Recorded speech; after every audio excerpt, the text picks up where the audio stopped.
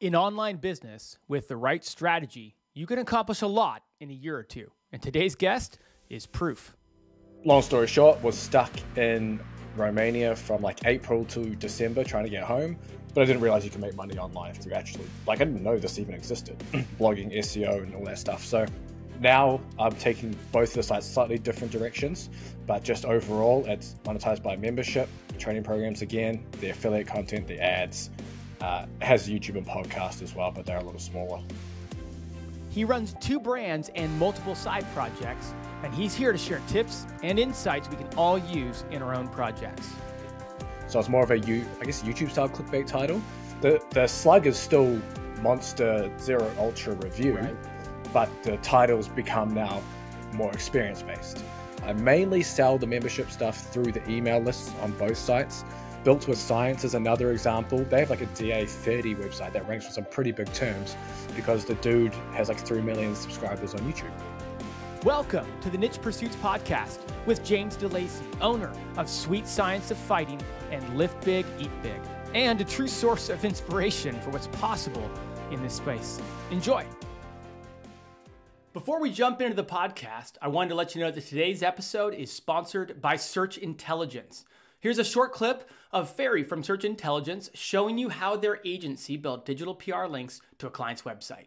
What a crazy campaign. How to Sleep on Your Back. This campaign got us links in Huffington Post, Glamour magazine, Mirror, and lots of other great news publications. Let me show you how we've done it. It was so simple. Our sleep client provided us with expert commentary about how to train yourself to fall asleep on your back. They also gave advice on why it's best to sleep on your back. Once we've had this information, we went to Muckrack and searched for journalists that consistently write about sleep and well-being. We've sent these journalists the advice provided by the client, and within 1 day the links started flowing in. Glamour magazine, a DR81 website, picked it up. Huffington Post, DR88, Mirror UK, DR90, a massive avalanche of links blasted through our client's website with this simple yet effective campaign about how to sleep on your back. I hope this inspires, and I hope you'll use this technique to land massive links to your or your client's website.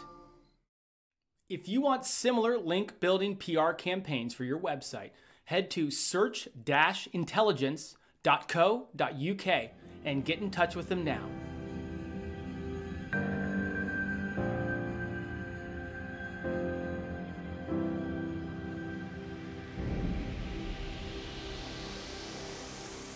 Welcome back to the Niche Pursuits Podcast. My name is Jared Bauman, and today we are joined by James Lacey. James, welcome on board.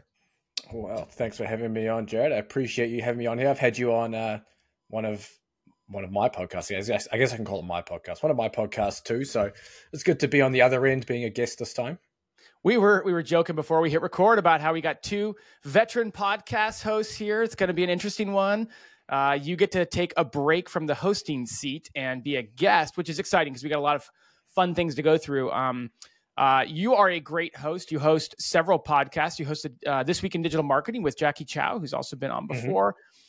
Forte Growth podcast as well, which is a newer one. Previously the host of the Niche Website Builders podcast. May it rest in peace. That was a good one as well. So yeah. No secret to being on podcasts. Why don't you... I'm sure people have heard your voice in a variety of different podcasts, but usually as the host, why don't you give us some backstory, a little bit more about you, because we're talking about you and your brands today.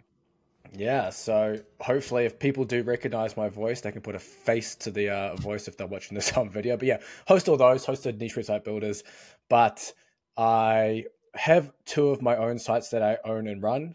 Sweet Science of Fighting, which is geared towards combat sports, strength and conditioning for those. Then I have Lift Big, Eat Big. That's, I guess, kind of more general fitness, but geared towards strength sports, so weightlifting, strongman, and then just kind of like the general fitness area, building muscle, etc. On top of that. And those are kind of my 2 main sites that I work on. Mainly got some other things on the side we can go into in a little bit as well. But in terms of my background as well, I have a master's in sport and exercise science and spent my career working in professional and international sport until COVID hit. Wait, can I say that word? I hope I don't get you demonetized or something on YouTube, but I say it all the time, so I haven't gotten in trouble yet. Perfect. So until that came across, and then Ended up moving online because, long story short, was stuck in Romania from like April to December trying to get home. No contract.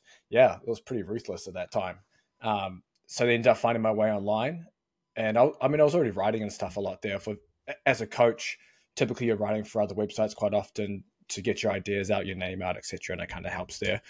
But I didn't realize you can make money online through actually, like, I didn't know this even existed, blogging, SEO, and all that stuff. So I found my way there, then kind of just built out what I have now, somehow stumbled into the world of kind of digital marketing, SEO. And I had no business sense before this. Like, I didn't give a shit about business or money before this. All I was just coaching and training. Then just managed to kind of meet a whole bunch of different people like yourself and various other people on the podcast and things, and learned a lot. And now I'm here. That's got to be quite the transition, I would imagine, going and not like a planned transition, right? Like it's one thing for you to say, oh, I'm coaching, but for whatever reason, like the grind's getting to me. I don't have the passion I used to. Let me try to figure out what's next. Oh, this making money online thing looks good. Let me plan for that. Let me start something. But you kind of had to pivot quickly. Was that a tough transition, or I'm just curious how you went so quickly from not being online, not knowing this world, to having that be your income? Yeah, I wouldn't say it was tough in the sense of, I guess, change in identity, but I've kind of kept that still there, right? Because my sites are still in my career. So I kind of kept that. It wasn't initially. I started with a bunny rabbit website, right? We had a pet bunny in Romania. That was my first site. It still makes a few dollars a month. You don't look like a bunny rabbit kind of guy. My wife loved our little bunny. Okay, and we had that. So that was my first site because I learned that from income school. It was kind of where I first started back there. And then basically went through that. I started after 5 or so months. I was like, I can't write on this anymore. Like, I just don't care. And then I had an older site that I just had, which is my combat sports site. And they had like one article on it. And I checked and it was like getting like 100 visits a day or something like that just from one article on a WordPress thing. I was like, oh shit, okay. I'll double down on this because that was what I wanted to do. And I've just kind of grown since then and learned bits and pieces from various people and applied it to the sites.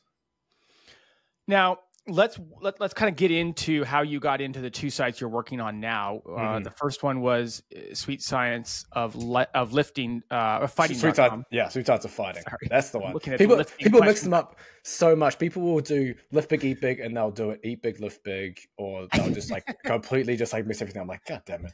This is pulling out the dyslexic part of my brain that is not going to help be clear about this. But you have the fighting site and you have the lifting site. Maybe we should just start with we should go with that. And if you want to know the URLs, we'll put them in the show notes. Yeah, perfect. Like which one came to you first? Which one are you talking about that you had prior and that you were noticing had traffic? Like, how did you get into these websites and get going? And I presume this was during 2020 while you were stuck over in Romania. Yeah. So the Sweet Science of Fighting one, I got that domain. I bought that between jobs. So if anyone knows like professional sport, you're always between jobs because it's crazy. And that was in 2018. And I liked writing just as a passion thing because I could go through the research and dissect things on a certain topic, put it up. And so I had one topic up there from 2018 when I was between jobs to keep myself busy. And I had that there. That's when I came back to it in 2020. So that was the first site. And I kind of built that up. The original goal was, I think everyone at that time, ads and affiliate. Like that was as far as I was really thinking. Yep. It's evolved far past that now, but that's just at that time. And then in 2021, I think it was September, is when I actually acquired Lift Big, Eat Big from the original owner. And if people are in, I guess, that fitness space or online, they'll probably know the brand because it was a very well-known, popular brand from back in like the early 2010s when it first started. So it has a lot of age, but it literally had nothing in it. It was like, it had been hacked on WordPress, so it was now on Wix. It had like no SEO, no email list, no nothing. It was just getting branded search traffic. So it was a pretty sweet little deal, that one. I'm looking at an Ahrefs. Yeah, it looked like it had some great history, and then you're right, it kind of scaled off there as time went on. Maybe if we'll get into the nitty gritty because you're doing a lot of cool things. Like this isn't, like you said, your classic ads and affiliate site with all the things that you're involved in, and I'm so excited to learn more about it. But maybe catch people up to where it's at right now. People love to hear any metrics you're comfortable sharing, whether it's profit, whether it's revenue, whether it's number of page views, number of posts you have, whatever the metrics you're comfortable sharing are.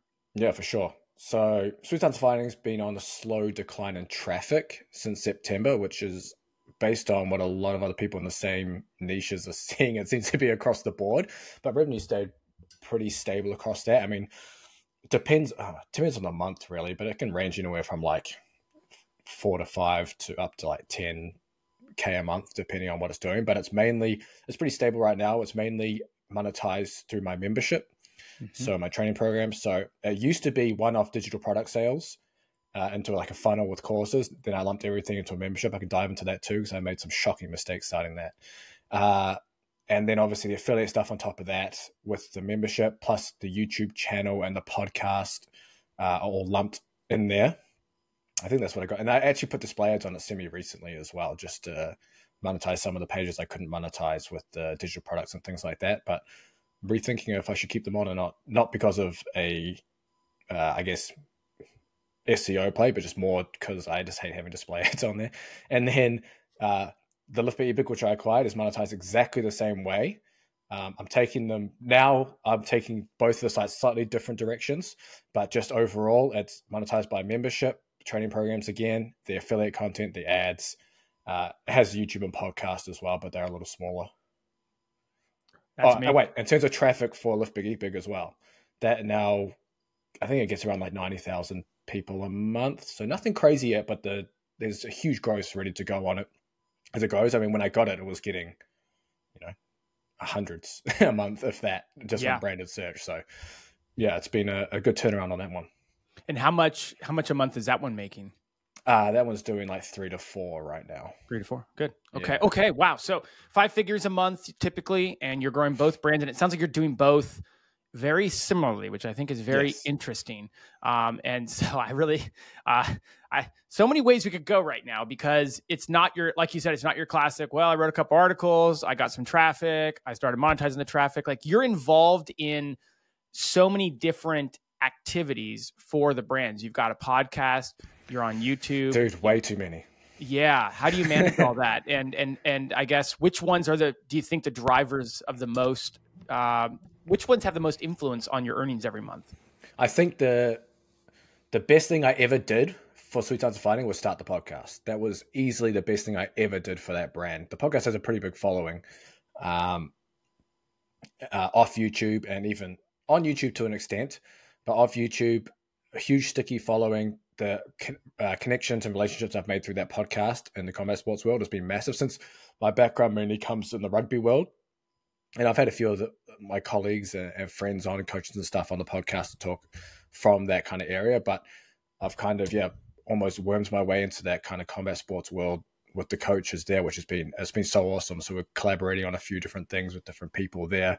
I've collaborated on a few other coaches where they've done training programs and we just rev share what comes in from their training programs, which has been really good. So the podcast has been my favorite. Right now, the two different directions I'm kind of taking both sites. Sweet Science of Fighting, I'm trying to make more of a YouTube video, I guess, brand. I don't want to say brand like that, but that's the direction I'm taking the content, because I've pretty much covered all the written content around physical preparation for a lot of the combat sports. And it's all well and good to have that there, but I think the real value and the real drive that's going to grow that thing bigger is going to have my face all over YouTube with different videos. So I've been doing kind of frictionless, not low effort, but easy to produce videos, which have been reaction videos. So screen record, authority figure, which can be, if lawyer, CEO, or whatever someone is, reacts or critiques or whatever. Another authority figure, which would be the athlete, and then their MMA strength and conditioning routine. It's just a video, and I'm sitting there basically talking through what, why, how, do I agree, do I don't agree, etc. And those have been taking off pretty well and growing my subscribers relatively quickly, versus a straight informational video, which I'll still do, but I've been churning through video editors because they're all so unreliable so far. But this stuff I don't need to do anything for editing. So that's the direction I'm taking Sweet Science of Fighting. The written content's still there, and I'll still put up affiliate stuff and update some articles, but that's not my main priority anymore on the site. It's driving the video and then getting those people to convert into membership and email lists and etc. For Live Big, Eat Big, I'm doubling down on written content on there because there's so much to do. Surprisingly, there's a lot of holes in the affiliate style best articles in the fitness space, even though it might seem saturated. There's a lot of holes to go in, and I'm ranking for a few different bits and pieces, doing the same thing on some partnership websites in exactly the same topics. And so I'm doubling down on written content, specifically the affiliate stuff. The membership is still there with the training programs and things, which I mainly sell the membership stuff through the email lists on both sites. And then obviously with the Lift Big Eat Big as well, we have the YouTube that came with it, and the social channels. Like we have like a 90,000 follower Facebook page and all sorts of stuff. But dude, it's so hard to crack a social channels that have been grown by a previous owner and that's been neglected for 5 years. It is so damn hard. So I've just kind of given up on those. So you clearly have the capacity to handle a lot of stuff going on. Well, that doesn't take into account the podcast for both, and then the other random projects on the side. Like, yeah, it's been pretty. See, I was going to bring that up. I mean, I complain about having to crank out enough podcasts for the Niche Pursuits podcast, and I'm bragging about how we almost hit 100 podcasts in 2023. Here you've got 2 podcasts that you're host for, plus podcasts for each of your brands. That's 4 podcasts by what I count. Yeah. And you're producing YouTube content. Yeah. Okay. Hey, let's go to the story. If you could tell us really quickly about buying livebigeatbig.com. And you talked about how you bought that in 2021 and you had a lot of work you had to do. I think that's an interesting story for a lot of people, especially people who might be looking for a new opportunity this year. We haven't talked on the podcast in a while about buying a project and some of the challenges that come with it, but then the opportunity you were created. So you've already told us like it was getting a couple hundred page views a month. And, 2+ years later, you're at 90,000 page views a month. So you've done great work with it. But what were some of the things that you had to do to that site when you first got it? Yeah. The biggest thing was when I was looking. So it was a private deal. So he just posted on Instagram, like he's either going to shut it down or someone can take over it. And we ended up getting chatting and ended up buying it. And if you think about the domain itself, like links from CrossFit.com, bodybuilding.com, all these other big ass fitness websites, 10 years of age on top of it and everything else. And I was like, okay, and plus branded traffic, like over 200 searches a month of branded traffic. And I was like, yeah, this is a no-brainer. Plus all the products, all the programs, so all the assets with it, all the designs, everything. And I was like, okay, so I can just literally hit the ground running selling the programs on there. But the biggest things were, it was on Wix initially, at this time. And there was just like no SEO done, no email list, nothing. So the first thing was I just kind of moved it to WordPress. I went through all the old content and saw what had links and just kind of either put those articles back up, or if they were relevant enough, I was going to write a new article on that topic or have an article, a similar topic, and just kind of redirect it. And then the rest of the content kind of just left, didn't serve any purpose. And then once I got that down, it was just having the WordPress site, trying to get as much content going as possible, and then setting up the funnels and whatnot for the digital products, which were at that time being sold as one-off products. I don't know if there's any more detail you want me to go into there. No, that's good. I mean, transitioning off of a old or a different CMS, for lack of a better term, into a new one is challenging enough. Like, did you find that as you started publishing content to this site, it started getting traffic and reflecting, I guess, the value of an age site like that, or did you have to do certain things to kind of revitalize it, if you will? No, this one started going, if I recall, I can't remember exactly, but it grew from as I started to publish content. I didn't have to do anything extra, put it that way. Oh, that's the dream. I bought a site. I've talked about it on this podcast. Actually, Spencer interviewed me a year or so ago where I bought a site that had a lot of similar metrics. It was like a 16-year-old domain, had a really strong branded presence in the industry. And it took like a year of publishing content before it started really responding well to it. Damn. Such a long time, man. It's so hit and miss though. I've had expired or aged domains that I've redirected and stuff that I swear have done nothing. And others that may have done something. And it's such a crapshoot. I definitely want to spend the majority of the time talking about some of the things you're doing that are a little bit more unique or that we haven't talked about, like memberships and your podcast and that sort of stuff. But I would be remiss if I didn't at least ask, because you have gotten that site to 90,000 page views a month, What would you say is, if you could draw out one or two unique things that you're doing with your content that have led to its growth like that? I think it's just because it's my career background helps, because I've talked about this on some other podcasts and shows and stuff, but fitness is seen as a saturated market, but it's just saturated with dog shit content. Like if you search any term, you'll get presented the same magazines, Men's Health, Very Well Fit, whatever else. But the content's typically bad, and most of the time is actually like factually wrong content, which is, I don't understand how it stays there. But it means that, yes, you're probably not going to rank for how to get bigger arms, because that's like DR90s all the way down. But there's so many other spots you can get in there with the content. And I won't say it's because I do these things, but some of these things that help is I have a lot of references throughout my stuff. So each page is almost like a literature review. So if I take that same example of how to get bigger biceps as an example, it'll be like the anatomy with references. It'll be the exercises with videos and pictures of me doing it. There will be references of, say, like muscle activation studies or hypertrophy studies or whatever it is in there to back up what I'm saying. And I don't know. I haven't done any testing, nothing like that. Yeah. I am no SEO. I just do stuff. I just use SEO to rank my head to run the business. But having those outbound links to those journal articles, I think helps with some of that ranking. I do the same thing on my buyer's guides too. Like I'll break down, for example, under certain supplements. I rank for some pretty competitive review terms now on my site and on partner sites, because I'll break down the ingredients list. These studies talk about this dose potentially having this effect, but then I'll go deeper typically and kind of go why there's differences between certain studies, et cetera, if I'm planning to do a really deep, in-depth review like that. Obviously, so much conversation throughout the last, say, 12 months or 18 months has been around topics like EEAT, which is expertise, experience, expertise, authoritativeness, trustworthiness. Haven't had to say that in a while, actually. So that was fun. It's dead now, that's why. I know.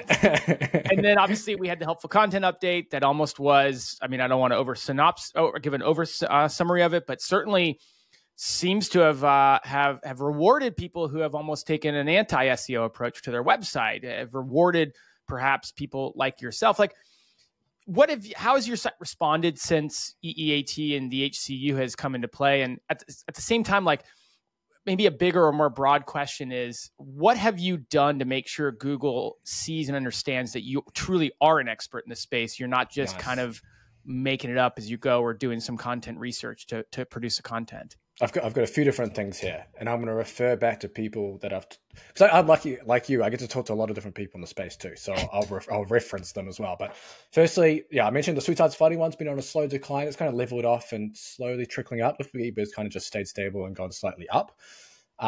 In terms of things that I'm doing, the first one is a change in the way I write some of my titles for my review stuff. So this is something that I've been doing, and it's been working like a charm. Actually, is instead of going, let's just talk. Here we go, Monster Energy Drink Zero Ultra Review 2024. Right.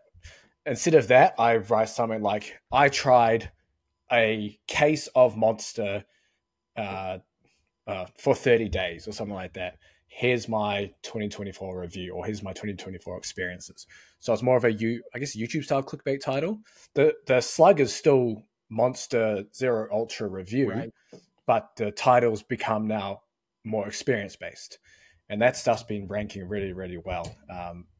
You have a lot of people listen to this podcast, so hopefully the SERPs don't become flooded with a bunch of I tried or something like that. But be careful. We got a lot of people immediately changing all of their 2024 review titles as we speak. Yeah. So that's something I've been doing that's been working really well. I haven't cracked how I do the titles for the roundups. I've just kept it the same, like best energy drinks for XYZ.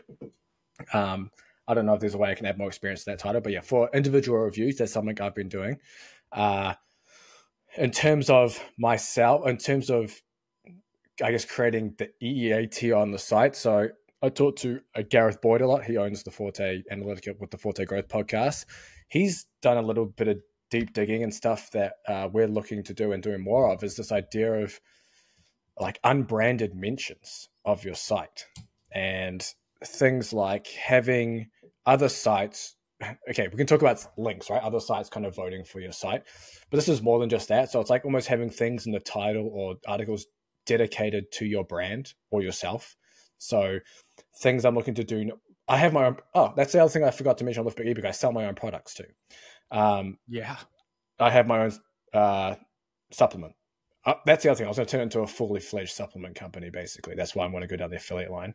I should have written all this stuff down. But the supplements are there. So basically on my partnership sites, I'm going to write reviews on my own supplements, on my own memberships and products. So it will be Live Big, Eat Big, Review, whatever it is. That's an unbranded or unlinked mention, I should say, just like that. And so I want Google to basically pick up all these different entities on my brand. So if you search my brand without my site, there's a shit ton of other sites talking about Two Tons of Fighting, Live Big, Eat Big, or James to Lacey, or whatever it is on there. Now, I've already done a bunch of different posts on various sites as myself in the past, but just to strengthen it even further, that's one of the big things that I'm looking to do this year too. You've got a lot going on. I'll keep saying that. Dude. Well, that's why I completely forgot to mention about my own products, because something's got to slip out the wayside. My head's too damn full. Full circle.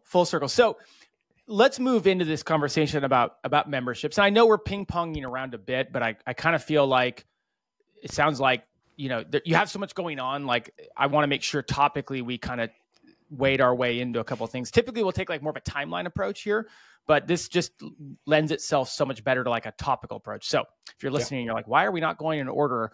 I think topics will work better today. So let's talk memberships, because we haven't really talked a lot about memberships in a while. And I mean, memberships are known as, in many ways, the holy grail of how you can earn money from your traffic. I mean, we spend a lot of time talking about how ads, it probably pays the least per visitor, then affiliates to like an Amazon, and then maybe an affiliate to a private affiliate program, or one that you have a better connection with, and on down we go. But membership, I mean, per visitor is often known as one of the most profitable ways to monetize your traffic.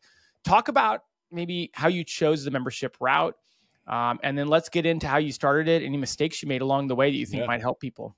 Yeah. People say it's a holy grail, but it's probably the hardest bloody thing to do. And I would advise most people to probably not do it. It is so much damn work to do a membership. But I think my membership is just a little different in a sense that it's less of a community and more of a ongoing subscription, if that makes sense. So that makes it a little easier on my end, but it doesn't mean that I've done a good job of it, because if I had more of a community aspect, I'd probably have better retention, everything else on top of it. But so I went to a membership model mainly for a couple of reasons. One of them was the one-off product sales is volatile, right? Make 1K in 1 month, 3K another month, whatever it is. And it's kind of up and down, tweaking that funnel. And obviously it's dependent on new traffic coming to the site. And I used basically Miles Beckler his videos were kind of like my inspiration around that whole funnel with the one-time offer and everything. It worked really well. But the membership, the second reason I went to the membership is, I could white label my own app. So I'd have my own training app. All my programs would be in there. No one could take them, post them anywhere, etc. So that was the other reason. But I didn't start like that, because I started thinking that someone would pay just to be in a community membership. Now, obviously that stuff, it works in certain niches. And if you're a certain type of person, have a certain audience, for sure. But most people don't want to pay just to be in basically a glorified Facebook group or wherever you're hosting it. So when I launched it, I was like, oh, yep, you'll get access to me and a bunch of other coaches that have been on the podcast. Will help you with any of your training stuff. And I launched that, and that was like crickets. I think I got like 1 or 2 signups at the time. And I was like, shit. Because I was like, I should have the membership separate, and I can keep selling the programs one off and almost like upsell them to the membership. And that just didn't work. I launched that on both. No, I think I only launched that on one of them. I can't remember now, but I launched that initially. It sucked. I was like, okay, well, what I'm going to do, I'm just going to throw everything into that membership now. I'm going to put everything under one subscription. One subscription, you get everything. I got everything sorted for Black Friday 2 years ago on both sites, and then launched them on both sites like that. And then that went gangbusters. So that worked really, really well, putting everything into one subscription. So if anyone is looking to start a membership, just put everything under that one thing. I started it relatively cheap, and I've kind of increased the price over time. But yeah, that's been relatively stable. And obviously the hardest thing is getting new members to stay ahead of the churn. And if you're someone who hates seeing people leave your stuff, you'll be butthurt every single day if you run a membership. So just bear that in mind. But yeah, it's having two different skills, right? Because you've got to be able to bring the members in, which I think most people can probably do listening to this who have some kind of marketing SEO background. But retaining members, that's a whole nother ball game that takes a lot of time and effort, which right now I haven't put a lot of time and effort into. Except for just kind of adding new training programs into the app. Everything of mine's in a Discord community where people can, it's kind of like, I think of it more of an add-on. So it's kind of like they come in, they get the programs, then in the Discord community, I'm in there with a bunch of other people with, hey, I need an exercise substitute for this, or I've got this fight coming up. How should I do, X, Y, Z? So that kind of helps there. Or people want to post videos of their lifting, they can post them in there too. So, I mean, it's not active, but there's people that post in there. Yeah, there's posts in there every week. Put it that way. Hey everyone, Spencer here, founder of Niche Pursuits. So you probably know the importance of building internal links so your site can perform well in Google. Today I want to share how Link Whisper can help you add outbound internal links to your articles. As you draft your article in WordPress, Link Whisper scans your site, identifying the best internal link opportunities. It then recommends the perfect anchor text and link to add. With just a click, your content is updated with new internal links. No more expensive tools or tedious manual site searches. Link Whisper does the heavy lifting right inside the WordPress editor. Say goodbye to the hassle of internal linking. With Link Whisper, you can focus on what you do best, creating great content. Use the coupon code PODCAST today and get $15 off. Elevate your website's internal linking with Link Whisper now. Building smart internal links just got easier. Go to linkwhisper.com today and be sure to use coupon code PODCAST to get $15 off. What's the most, is there like an 80-20 in terms of the popularity of all the things you have in the program and what people like the most, take advantage of the most, like sign up the most for something? Because you have a lot in there, it sounds like, and I'm wondering if like there's something that moves the needle more than another thing. It's just the training programs. I can't see what training programs they sign up for with the app. But yeah, they're basically all in there for the training programs. There's courses in there too that I originally created that were like basically teaching people how to, the science behind and how to build their own training programs, strength training, conditioning. I had a friend do a weight cutting one. I had my wife do a sports psychology one. So there's 4 of those courses in there. So those are in there. They don't get as much love, but that's fine. Like I don't really mind. It's more the programs are the main product. A lot of people will be familiar with maybe launching their own product or maybe a couple products, right? Like they have their website, they have their brand, and they could launch a product or two.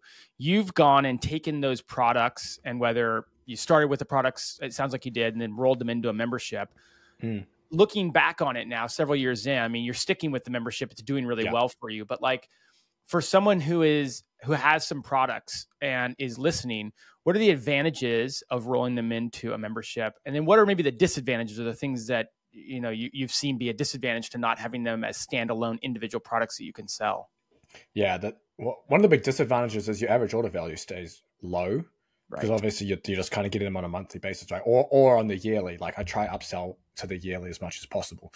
The other disadvantage is no membership platform has everything you need. It is such a pain. Like some will do, I don't know, maybe have a good interface to use, but you can't do live video, or you're limited with live video with your members. Pretty much all of them have the most dog shit funnel, or no funnel at all. So you can't do any kind of upselling or within your sales funnel. So that kind of reduces your average order value too. So those are the really big ones. And then obviously the retention and churn, all that kind of stuff. What was the other part of that question? It was like why start the membership? Yeah, I mean, what are the advantages? I mean, the advantages like I'm trying to think, is like, I suppose the ongoing revenue. Yeah, go ahead. Revenue. Yeah. Ongoing revenue is probably the main thing. Like it's not so volatile anymore. Like I know that I'm probably going to make, X amount ish each month. And I know if I push out a sale. Like I make most of my membership sales through sale periods, right? Through the email lists. So $1 trials for the month, get a bunch of people in there and hope they stick on. Or I'll do big discounts on the annual thing and get people in for the year just to get it like over last Black Friday. It went pretty nuts, and I just like gave a huge discount on the annual, then gave the $1 trial as an option for people who didn't want the annual, and that pumped really well. So that's one of the advantages there. It is lower ticket, but I think people are becoming more subscription adverse. But I mean, I think you also have to have enough stuff that's evergreen to keep people on. Like I saw some fitness products recently from a well-known fitness, I guess you could say coach or just fitness influencer. And their app was, I think it was 3 8-week programs, and it was $99 a month. And then you get direct access to this person. And this person is pretty popular. So like basically their value of the length of someone would generally stay on the app, let's just say for the 6 months, that's $600 just as an example. But then there's nothing to keep that person on unless they really wanted to be in touch with this person. And I think that's where, if someone's looking to do a membership, you got to think, what's going to keep someone on for longer than your 3-month challenge or 1 month challenge. It needs to be something that's going to keep them going. Like, for example, I had my initial programs were only 8 to like 14 weeks long. And I was like, well, someone might go through that again, sure, but there's no reason for someone to stay in the membership on the app if they've gone through the program a couple of times, even if they like it. So then I ended up making additional programs that was like a whole year's worth of training for that sport. So I kind of take them through different cycles. So they could do these hallmark training programs if they had a competition coming up, whatever. But then if they're not in there, they can do like a whole year's worth of training, and then they can be on the app. And that's way better value for them, but also means that at least it helps increase the retention for them to stay on there. You say it's a ton of work, and maybe like devil's advocate. So you create the content, you got to, log in once or twice a week, get on the Discord. Like what's so much work about it? Why is it so much more work than all the other mediums of content creation? So the one-off product, I get to sell it, and I get to sit back and have a beer if I want and don't have to worry. Obviously with the membership, it's like having, how many customers there. Well, let's just say only a small amount of your customers are really going to be active and at least ask a lot of questions. I get a few questions from different people, and they're perfectly fine because they're kind of just going through the program, trying to figure things out, or trying to figure things out for the upcoming next fight, or trying to, in the lift pivot membership, trying to perfect some different lifts. I mean, that stuff's relatively easy, but it's just more time on top of doing other things to keep people happy, or versus just selling a one-off product and then sitting back and letting them do what they do. Yeah. I feel like, I have a digital marketing agency, and while it's not a membership, clients are on retainer. Most of the clients are on retainer, and it's hard to quantify like just the amount of kind of maintenance work that goes into making sure they're happy. And, there's all these little one-off things that come up, and emails and, questions, and it definitely, we now have a whole person to handle just all that stuff now. So it does add up. So I was being devil's advocate. I know it's a ton of work, but I just wanted you to kind of outline why it was so much work. No, for sure. That's exactly it. And hey, that's your job as the host, right? You got to give me some layups like that as the guest. I've got to give you a couple layups. Yeah. I got to make you look good, man. That's what I'm here for. You know that. Hey, so what's you mentioned churn a while back as kind of the something that needs to be, paid attention to. And the way you're really addressing it now is just get more people in than are leaving. What's the pipeline for people to get in? Like if we go all the way back to your website and how you generate traffic, is the pipeline like organic web traffic to email list to membership, or is it more social media traffic straight to membership? Like what's the funnel look like? It's either organic traffic to a page that is like strength training for whatever combat sport. And then on that page is an opt-in and a pop-up to the email list. Or at the bottom of that page is a banner with a link to the product page. And so it's not just one membership landing page. I've got a different landing page for every program that leads to the same membership checkout page. And that was just because I built it out initially with the one-time offer. I think it makes it more specific to the person that's on that page. Funnily enough, when I was selling the one-off digital products, I was selling more from the bottom banner because I was getting the full price purchases versus the one-time offer after the sign-in, which was funny. It's okay, so that's why I always kept that there. So that's the main thing on the written page. Then on the YouTube, it's like in the description, I've got a link straight to the membership kind of sales page and things like that. That's there as well for people to get into. And then obviously the email list as well, is when I'll email out sales and things like that to them. Those are the three main places that I bring people in. Let's, sticking with the topical theme, let me ask you about social media and your efforts there. I'm looking at some of your stats. You have 67,000 Instagram followers. Oh, yeah. I acquired those.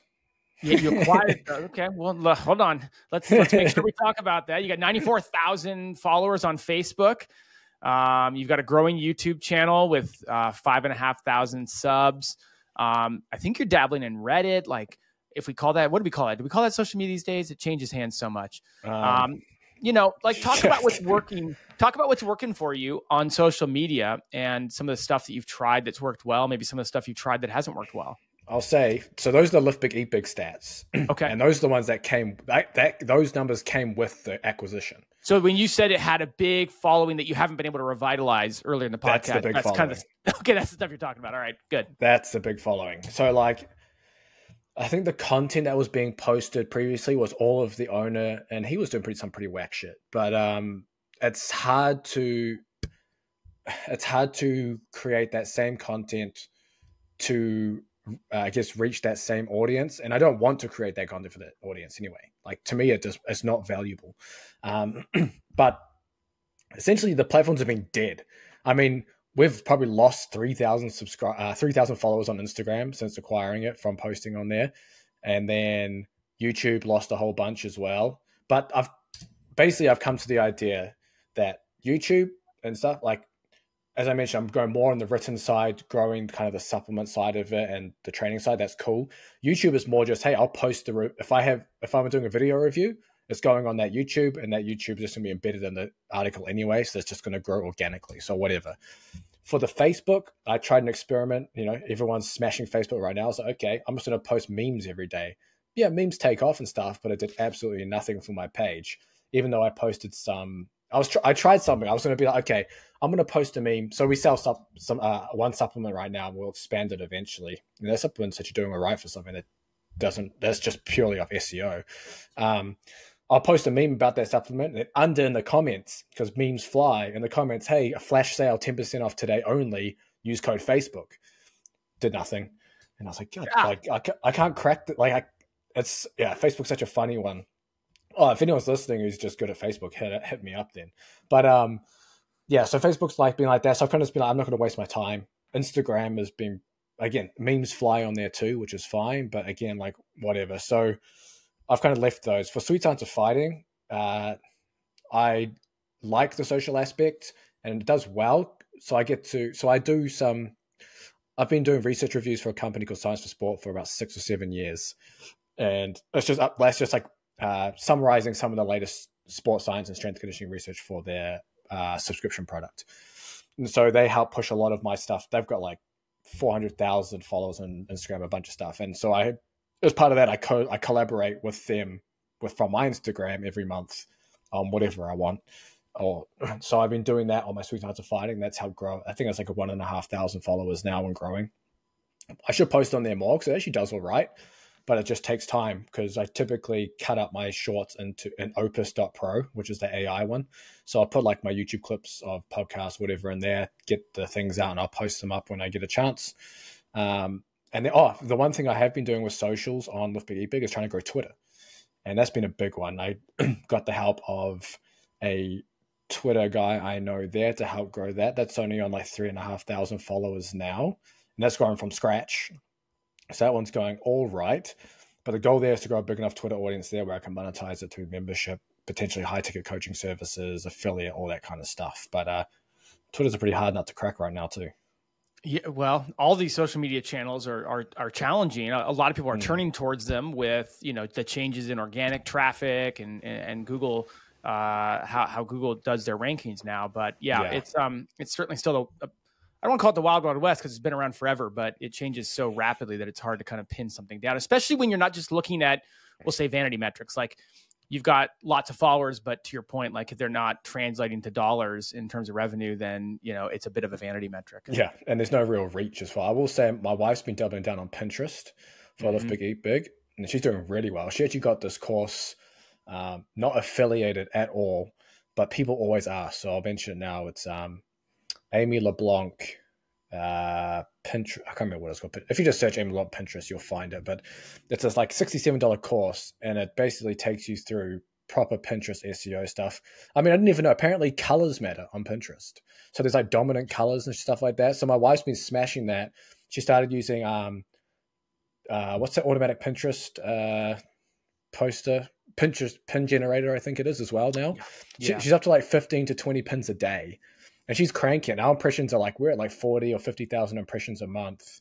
And that Pinterest account like hasn't been going for that long. So she's just pushing Pinterest hard for us too. So we're kind of diversifying with that as well. What, in terms of launching your own product, and it sounds like that's coming in the pipeline, when is that going to hit, and kind of how are you going to, you know, infuse it with all the things you have going on right now? So right now we do have one. Okay. So I have one product that I've private labeled on Live Big Eat Big, and that's on a Shopify store. So it's just shop.livebigeatbig.com. So there's a few things that I've planned to do there. Let me start with Sweet Science of Fighting because that's a shorter one. So Sweet Science of Fighting, I have my own products. I collaborated with a big upcoming brand called X Marshall. And basically we've just co-branded my own rash guards with my own design. So I've got my own. So when I go train jiu-jitsu, and I've got a bunch of people that actually have the rash guards too, which is awesome. I have my own gear, shorts and rash guards, and those are sold through them, but I just kind of affiliate link to that. And then on Live Big Eat Big, it's our own supplement. And only recently I've come to the realization that I can just turn this into a supplement company because there's actually a huge, obviously huge market in supplements, but even though it's saturated, there's actually still space for other companies. So I have one product there, and that's selling purely through SEO. So basically I'm taking the exact same approach with SEO, writing all my buyer's guides with myself as number one, and then doing a bunch of informational content about all the different supplements, and then doing exactly the same thing on my part. Like some best of terms, I rank twice on page one now with my product on there, number one. So I'm just gonna take over page one with my own products, and then the goal is so right now it's private labeled, so the margins are pretty shit, and the shipping times are pretty long, which is a bit of a pain in the ass. So as it grows and get more capital, I'll eventually manufacture my own and then 3PL it. I was talking to one 3PL, looks like it's not too bad. They charge, I think it's like $20 a month for the pallet, and then $1 for pick and pack. On top of that, they can also put it all together for you and everything like that too. So it's not too bad in terms of that. And I've inquired about importing some stuff too, which has been all right. So eventually I'll get there. But the goal is to get to a point where I know I can increase my average order value massively, because even some of my current funnels are working. Like right now, I've basically ripped a landing page where I do bundles. So it'll be like you get one tub for X amount, 2 tubs for X amount, or 3 tubs, which is like heavily discounted basically. And then if you go to order 1 tub, I hit you with an upsell before the cart to get 10% off 3 tubs, which has been working. But there's so much more I want to do. Like I want to hit them with bump offers of bundles. Hey, you got this, get these 2 things with it and bundle it together. If you don't want that, downsell them on a subscription for the one product. Post-purchase, upsell them on more of the same thing. Like there's heaps I want to do.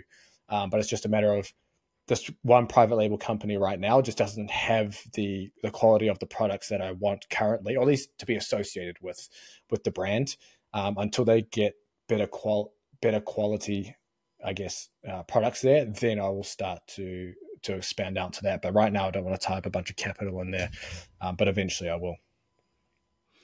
That's amazing. And you're right. It opens up a ton of doors in terms of what you have the flexibility to play with. If you are affiliating somebody else's product, even if you have a private deal, even if you have a relationship with an affiliate manager, there's only so much you can do in terms of different deal offerings, different bundle offerings. But once you own your product line, you can really get creative with the funneling. Yeah, that's the thing I'm most excited about. 'Cause, I mean, I play around with a bunch of different funnels with my digital products, and I just keep thinking, like, I've seen what some of these other companies are doing. And it's like, man, I'm positive I can rip out some some legit different options with the funnels there. Because yeah, it's, you know, like through that whole process, there's so many ways I could get someone to opt into something else than just buying the one thing. You know, more of the same, or bundle it with other things that connect with the similar goals, or onto subscription. Like, yeah, there's a lot there. So I want to start to bring this back here, and I want to ask you a question that's probably gonna be a little difficult for you to answer, but you're a podcast host, so I gave you a couple softballs. You get it. I got to ask you a couple tough ones. Now, most people listening are not going to have the energy levels you have, and maybe that's because we don't work out and eat the way you do. So maybe there's something in that. That's the answer then. I just had a bit of a meta moment there. But like most of the people listening, myself included, aren't going to be able to, don't have the capacity to take on all that you're doing to grow your brands, right? Like we went through, you're working on SEO through organic traffic, you're building links, you're pursuing a variety of social media channels. You're Amazon influencer. I want to ask about that in a second. I want to ask about Amazon influencer because we haven't even gotten that yet. You've got Reddit. You've got a membership. There's so many things that you're working on and doing.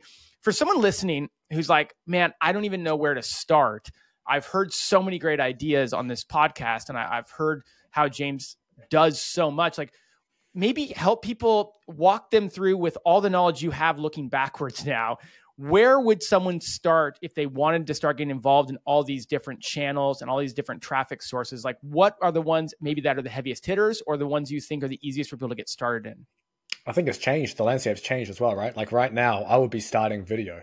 Like that's where I'd be. I wouldn't even, okay, if you had the time, you could also do the website now. So there's a couple of different approaches that I would take now if I was going to do a new site. And I mean, I've talked to a good friend, Avi Silverberg, about this too. He's sold a massive fitness site and stuff like that too. But now with his new brands, he's on the same page. But ideally, you would just start YouTube and grow a YouTube brand. And I'll give the best examples of websites that are absolutely killing it. I've talked to you about it before, the Garage Gym Reviews one, right?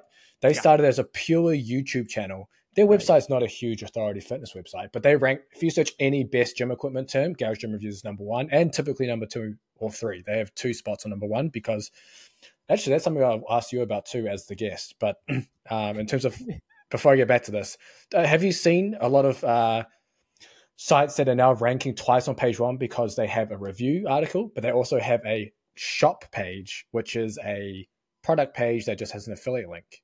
Have you seen that? And their YouTube video will also rank sometimes too. So they'll get 3 spots on the front page, on the first page, because they have a YouTube video that also basically addresses similarly what they're talking about on their website, but they do it in a way that fits YouTube, so it gets traction on YouTube. Yeah, so that's something for people to think about. But I would be all in on video initially, and that's one thing. That's one reason why, because one, you get the video audience, I think, is more, they trust you more in terms of buying things. But 2, people will then search your brand plus whatever it is into Google to find your stuff, because not everyone goes into YouTube to search whatever it is, even if they're looking for a video. Like if I'm looking for a video, I'll sometimes search in Google. And you'll see that brands like Garage Gym Reviews, if you search Garage Gym Reviews and you see all the keywords after it, right? Garage Gym Reviews, dumbbells, blah, blah, blah. They rank crazy, I believe, because of things like that. And there's a few other examples. Built with Science is another example. They have like a DA30 website that ranks for some pretty big terms, because the dude has like 3 million subscribers on YouTube. He has a big YouTube brand. Renaissance Periodization is another one. I don't think they do much SEO-wise, but they've got like 1 million subs on YouTube now. Now that's a pure YouTube brand, and they'll be multi-million dollars a month. So yeah, starting YouTube, I think it's, yes, not everyone wants to get behind the camera and stuff like that, but that's one way. I would say if you're going more down the affiliate route, I would actually start Amazon Influencer and then leverage that into YouTube to create a business that way. And then if you are dead set on having a website, I would take a slower approach now. So instead of trying to, the original thought was, hey, just get 30 to 100 articles up as quickly as possible. Now I would do 1 article, and I would then make that a video, and then I would turn that into some shorts or something for the other social channels. And I'll do that for every piece going forward and take a slower approach. But that's just how I'll do it now. Great. That's what I wanted to get. That's what I wanted to hear. So you teased it. Well, let's finish on it. Both Spencer and I dove headfirst into the side hustle project of the Amazon Influencer Program in last year. And you dove in too. I know you and I have messaged quite a bit about it. Talk about why you wanted to get into it and then how it's going. I I don't know. I'm a shiny object goblin, shiny object goblin. Man, I can't stop with the shiny objects, man. But the thing is, okay, put it this way. I'll call it, it's an opportunity versus more of a shiny object thing, because it's something that can make you money instantly, right? So I kind of class them at a different stage. That's why right now I'm posting stuff all over Reddit, because it's making me money instantly. I'm posting Amazon. Well, I haven't done Amazon for a while, but it's still making me money. So I deem that as time worthwhile doing versus going to something that's going to make me money a year down the line as a shiny object. But Amazon influencer, yeah, we've jumped into it. We just had a bunch of stuff lying around. We got probably like only 100 videos or so now, so nothing crazy. So it only does about $200 to $400 a month on most months. Over Black Friday though, holy shit, that thing pumped. Like just one product. We were doing $200 days of one product, and I was like, okay, this is pretty sweet. And I will say, I actually listened to your last news episode too, when you're talking about kind of, yeah, there's Black Friday and Christmas is like Q4 kind of big, but there's also another day which is Prime Day, which is mid-year, which I think was being reported to be bigger than Black Friday on Amazon, at least last I heard. That could be way wrong. So that's probably another opportunity for it to blow up. But yeah, Amazon influence is pretty sweet in that regard. But before you jump in here, but did you know there's a thing called Amazon Vine? No. I'm gonna drop some knowledge for the listeners here. So we've been trying to get into it for the past 6 months, and is this going to be my 2024 shiny object? Yes, this is going to be your 2024 shiny object. You can share it on the news thing as your shiny object. So Amazon Vine's an invitation only Amazon program, and you get into it. They invite you. You have to be you have to be a reviewer, but like not. I don't know how to explain it. You have to be a reviewer that basically people like your reviews. So if you go into the reviews of a product, sometimes you'll see Amazon Voice, I think they call it, or a Vine someone. And essentially you get into this program. I got told about this at the conference mid last year. And if you get invited into it, they send you products every single day for free, and you just have to review them, like written review.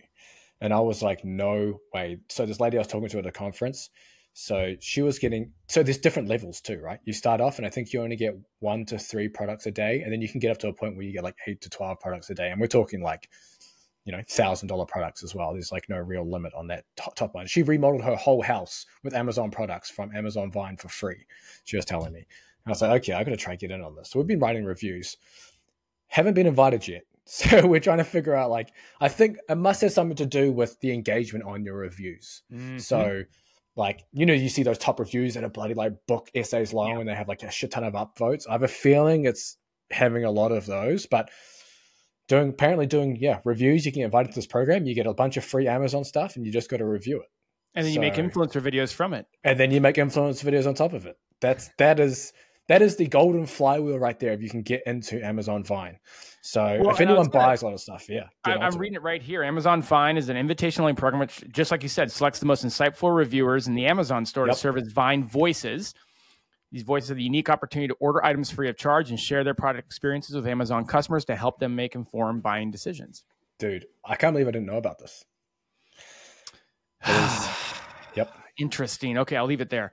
But I mean, to that point, Vine or not, the other interesting thing about the influencer program for someone like you is that you can combine that influencer program with video content about your brand, and it can almost double dip or cross serve your YouTube channel as it is. And so it's an equally interesting opportunity for someone who is building a YouTube channel and is already in the video space, mirroring some of the stuff you're doing on your YouTube already with the influencer program is a great way to double dip as well. And then I guess with the Vine program, if you can get in, it's a triple dip. Oh yeah, definitely. Well, I will say that a lot of our stuff is like baby stuff, so it doesn't really fit the brand in terms of videos. But I mean, you were going workout related stuff, but baby stuff probably does pretty well on influencer. Yeah, yeah. There's not too much that's too expensive for baby stuff, but I mean, people buy it, so it goes alright. And that's the thing, like you can do anything. You don't have to be niche specific, right? With Amazon influencer, you can just literally review anything. It's relatively quick. It's completely passive because once you've done it, it's done. Actually, I tried to. We were at a friend's place for Christmas, and they just bought a playground off Amazon for their baby. So we did a whole video going around it while we were outside. I tried to upload it. It didn't work for some reason. I'm going to try it again. They might have removed it from Amazon. I have to double check. But that would be a very nice one to get some influencer revenue from. I mean, there's a case to be made from the influencer standpoint that you just kind of hit up all of your friends and neighbors and just review their top 10 products, right? And kind of move on down the list. It'd take a couple hours per house and you move on. Yeah. Hey, final question from me. We could go for hours. Final question from me, just kind of tying it all together. You've shared so much amazing stuff. I'm sure there's going to be an episode where a lot of people will go back and listen a second time, but tying it all together and sticking with that theme of how to kind of digest everything. What's a productivity tip or hack that you can share with people? Because again, sticking with the theme of you get a lot done and you're able to do a lot. Like, what's a way or one way that whether it's how you structure your day, it's how you approach things. I mean, it's clear that you're able to get a lot done. And for anyone who's struggling with that, like what's a productivity tip you can share with people that you implement? I might give a couple of cliches to start, but then I'll try to give something that's not. But I try to do most of. Okay, well, we have a 10-month-old baby too, so it's a little different. But just get the plot thickens. Yeah, but I try to get most of my mentally intensive work done in the morning. So that's kind of like when I work best. And then by the afternoon, I'll do more like admin tasks. Like for example, formatting stuff, publishing, editing, that kind of stuff. In the evening now, I'll do my videos when our little one's asleep, because otherwise she's yelling in the background or something like that. So it doesn't quite work for the video, but I'll do that when she's asleep now, because it's low friction videos where I'm just screen recording. And if I'm doing actual training videos, will be in the garage while we're training. But that's in terms of that productivity. Other things, this might be just me, but I always listen to, there's certain music that I listen to, for example, like mixes on YouTube. I'm sure there's a lot of people that like a lot of the same stuff, so like Anjuna Deep on YouTube, if anyone says like deep house mixes there, or just liquid drum and bass mixes, those things, I'll crank those at like 9 p.m. and just be like having a bloody festival rave on my bloody headphones while I'm working. But that stuff like literally keeps me on track going there. Some caffeine in the mornings can help too for anyone, even some brain supplement nootropic stuff that can potentially help too. There's some stuff there, but other than that, honestly, it's more the fact that this is literally the money maker that I have, and it's the thing I need to grow for myself and the family to live and be able to do whatever. So that having that big enough why of doing something is probably bigger than anything, right?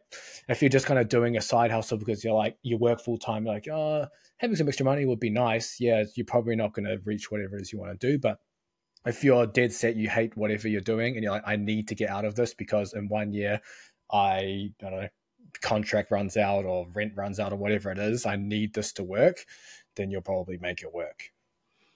Putting the hustle inside hustle is what you're saying. Yeah, exactly. Got to hustle.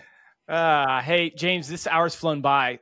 Thanks for coming on, and congrats. I mean, we certainly talked about a lot of successful projects here, but I think it's important to kind of put a fine point on the fact that most of the stuff you're doing is only 1, 2, 3 years old here.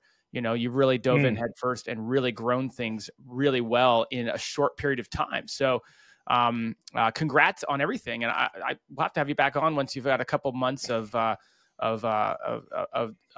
product sales under your belt the way you want them to be. I'm excited to hear that good for you. Yeah, for sure, man. The big goal, I'm going to say it here, so when I come back on, we can reevaluate. I want to do 6-figure months, man. I want to do 6-figure months in this. So it's nice to have people I talk to a lot in my corner to really help kind of make money like that not sound so crazy and far-fetched, because in coaching you're making like sweet fuck all, basically. You're making like 50 to 80K a year, maybe. And that's like professional. So being able to think like, whoa, like, 10K a month is actually possible, or well, you can go like, there's such thing as making 20 or 50, like, will I ever get there? And then having people be like, no way, that's still small. Like, you can go way bigger. And you're like, oh shit. Okay. Like, it's actually possible to get there. That's the biggest thing, I think. Because when we all start, we all go, I just want 10K months. If I can just a 10K months, will be sorted, right? And then you go, oh, there's actually something way bigger than that. And people can get there. Like, it's once you start to, get deep in the weeds and everything, you can do it. When you get a 6-figure month, you call us. We'll definitely have you back on. All right. All right. I'm pushing there. Where can people follow along with what you're doing? I know you and I are connected on Twitter, but where are the different channels people can go to find you? The main website, sweettimesofinding.com, liftbiggebit.com. But yeah, I don't even know what my personal, I don't really use my personal ones. They're kind of there. So I think it's at jdelacy01 on Twitter. On Instagram, I think it's at jdelacy90. You got Instagram right. You didn't get Twitter right. I can say it for you if you want. Yeah, go. That was another softball, James. I was just trying to give you a softball there. Mr. James DeLacy. There it is. Yep, yeah, Mr. James DeLacy. You got it. You got your own handle. Yeah, there we go. So that's how much I barely post on those things. But those are there to find me. And if anyone's in kind of like this fitness area, coaching, whatever, and you can write good reviews and stuff, hit me up. There you go. Personal invitation. Hey, James, thanks for coming on, and I really appreciate it. No, thanks for having me. Thanks for joining us today on the podcast. Just a final reminder that it was brought to you by Search Intelligence. And if you're looking for link building PR campaigns for your website, just head over to search-intelligence.co.uk and get in touch with them today. Cheers. Hey everyone, thank you so much for listening to the Niche Pursuits podcast. I just wanted to remind you that if you are ready to start building smarter, faster, and easier internal links, you should check out Link Whisper. You can get $15 off Link Whisper when you use the coupon code PODCAST at checkout.